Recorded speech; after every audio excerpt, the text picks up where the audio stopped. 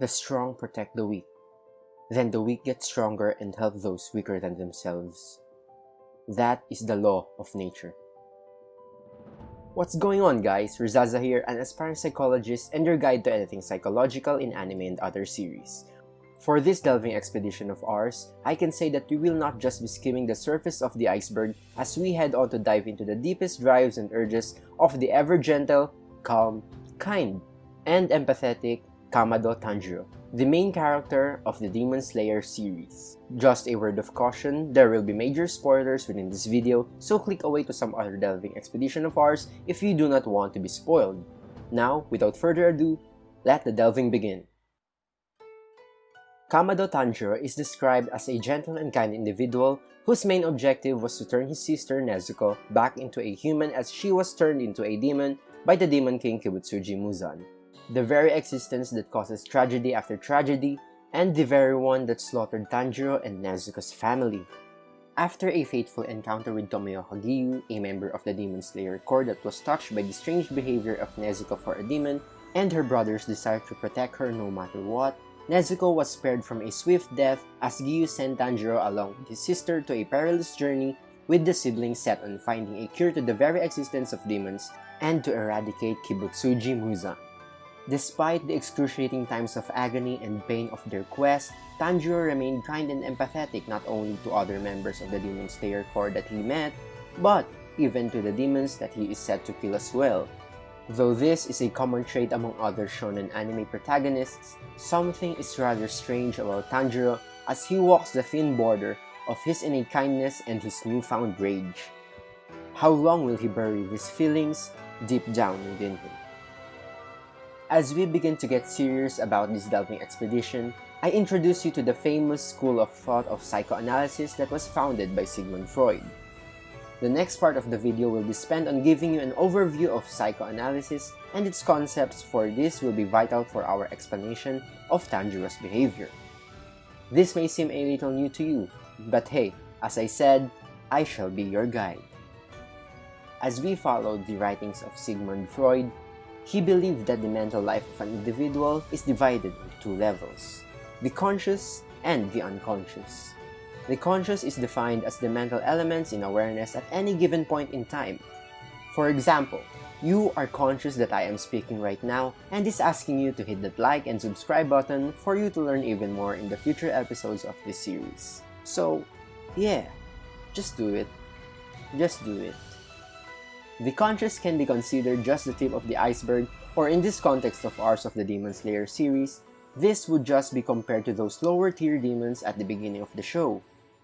Then there is the preconscious, a part of the unconscious wherein contents that are not in the conscious but can be brought into it are found. This can be your memories of your sister turning into a demon but can be found in your awareness due to her innate cute appearance.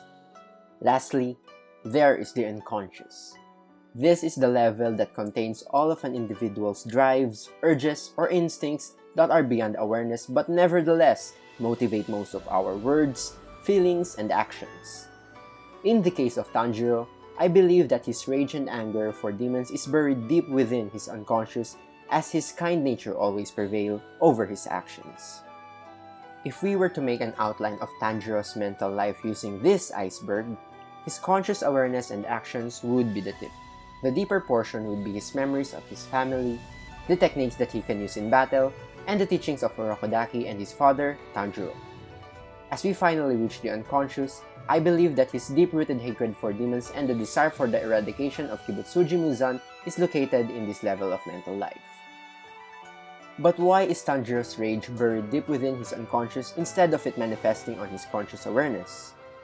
At this point, I introduce you to Sigmund Freud's provinces of the mind, the id, ego, and superego. To make things easier to understand, the id is known as the pleasure principle and is driven by an unrealistic pleasure-seeking urge. The superego, on the other hand, is called the moralistic and idealistic principle and is driven by an unrealistic desire for perfection, which is primarily influenced by one's parents' advices and lessons. What goes in between the other two is the ego, which is also called the reality principle.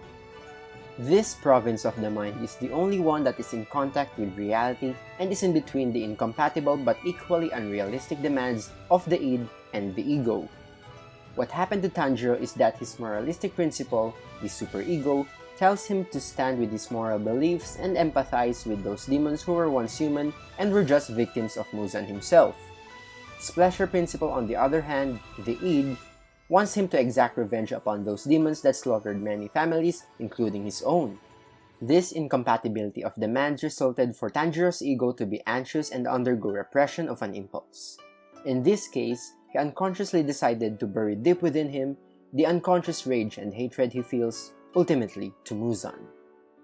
Tanjiro, even up to the final chapters of the manga, remained capable of empathizing with the demons that he faced.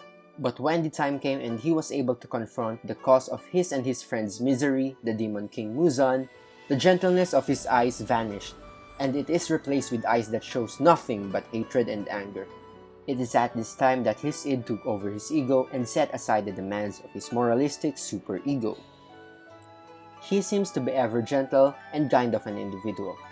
But even persons with the purest of intentions have their own limits. This does not make Kamado Tanjiro any less, but instead, it proved how much of a human he is, and he is not just any character that is straight out of fiction. I find it amusing how we saw Tanjiro empathize to even his enemies, and when he finally snapped, we got the opportunity to empathize and appreciate his efforts and motives all throughout the splendid masterpiece of Demon Slayer. Today, we are able to get an overview of the basic concepts of psychoanalysis as we are having this discussion of ours.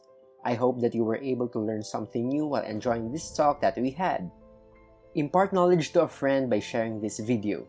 Like and subscribe for more of this kind of content. Once again, I am Rizaza, and I say that knowledge is bliss and it is a treat that you shouldn't miss.